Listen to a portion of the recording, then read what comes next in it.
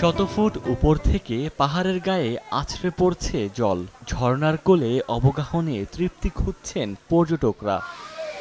রুক্ষতা কাটিয়ে বর্ষায় চেনা রূপে ফিরেছে রাঙামাটি। শুধু কাপ্তাই হ্রদ নয়, বর্ষায় যৌবন ফিরে পেয়েছে পাহাড়ের সব ঝর্ণা। প্রতিটি পাহাড় থেকে ঝরে পড়ছে স্নিগ্ধ জলধারা। সেই জলধারার টানে সুবলং ঝর্ণায় ভিড় জমাচ্ছেন ভ্রমণ পিপাসুরা। ভালো লাগতেছে, বিশেষ করে এই ঝর্ণাতে অনেক সবাই মিলে মজা করতেছে। যখনই আপনার বর্ষাকাল শুরু হয়, মানে ঝর্ণাগুলো যখন পরিপূর্ণ থাকে, তখনই আমরা চলে আসি এখানে। সুন্দর দেখা যায়, এখানে লোকজন বহুত দূর থেকে আসে।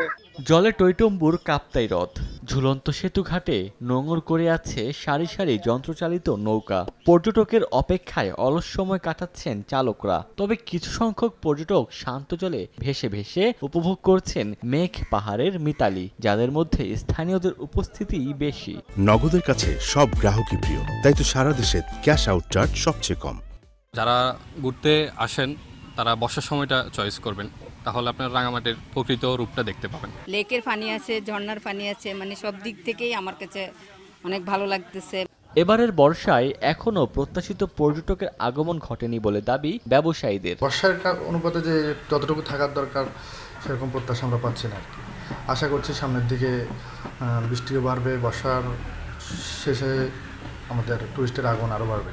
হ্রদ পাহাড়ের মিতালি উপভোগ করতে প্রতি বছর রাঙামাটি ভ্রমণ করেন 5 লাখের বেশি পর্যটক। সময় সংবাদ, রাঙামাটি।